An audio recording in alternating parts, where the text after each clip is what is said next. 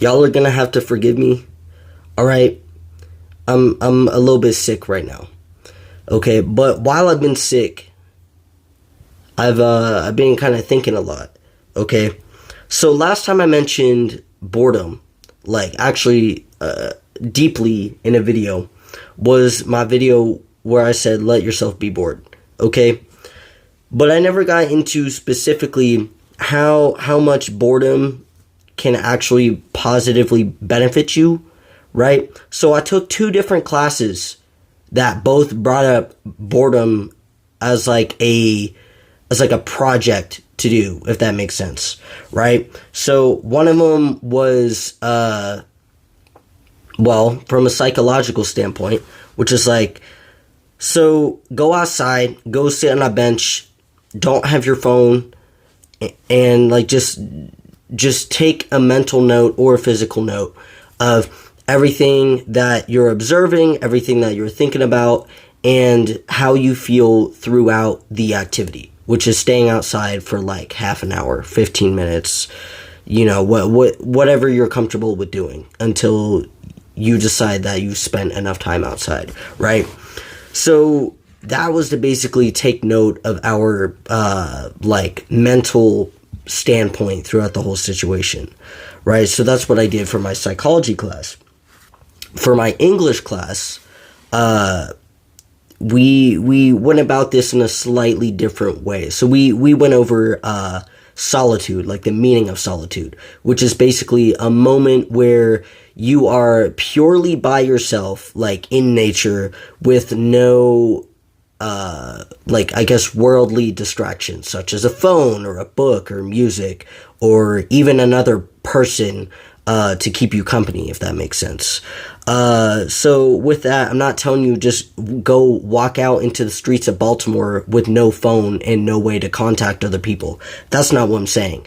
I'm saying just go outside. Okay, go outside and don't try to I don't know play Candy Crush or something on your phone, right? That's the point of that. So let me get into a little bit more of why I think boredom is actually important and also why it's beneficial. So basically, according to the Mayo Clinic, right, which to my knowledge and from everything I've read and from everything I've learned is a pretty reliable source of information. But with that, take that with a grain of salt. I implore you to do your own research as well. According to the Mayo Clinic, right, you can boost your brain with boredom. Now, I'm not going to say that it makes you Superman, and I don't think anybody's trying to imply that it does. But I'm saying in general, it's like taking a vitamin C tablet. It's just objectively good for you. Okay, so basically, when you are bored, you give your brain time to process, right? You give your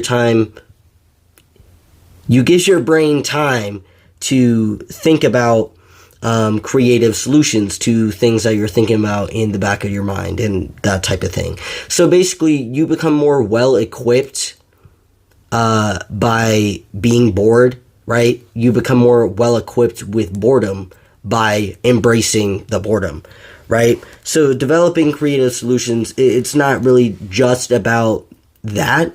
It's also about being more creative in general, if that makes sense.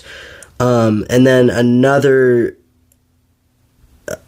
thing about that, by Psychology Today, which I know is a magazine, but again, do your own research.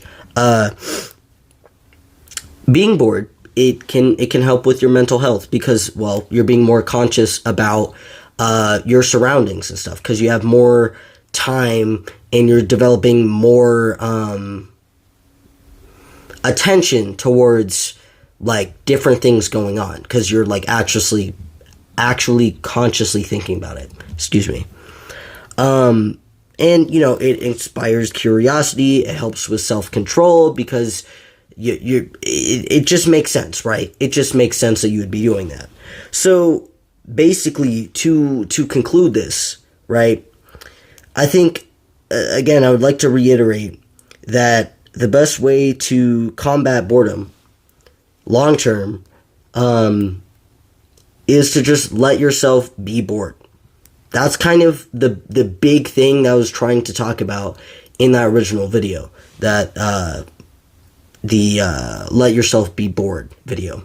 Okay, so there's many other activities that you can do that I hadn't mentioned, right?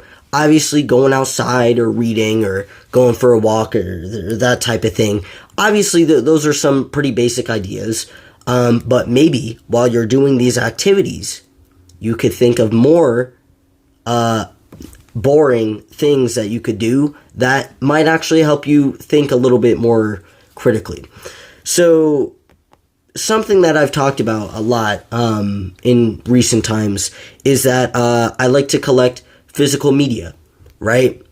And it's important to you that you don't let something like that become just a phase in your life.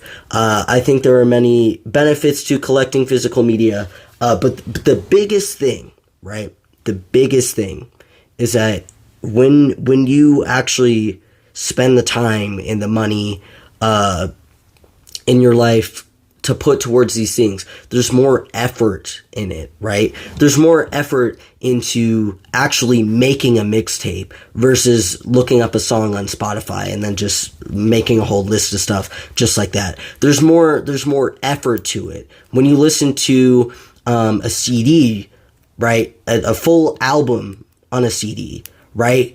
You are spending more attention towards the album as a whole versus each individual song in competition and in a mix of a whole bunch of other songs and other bands and that type of thing.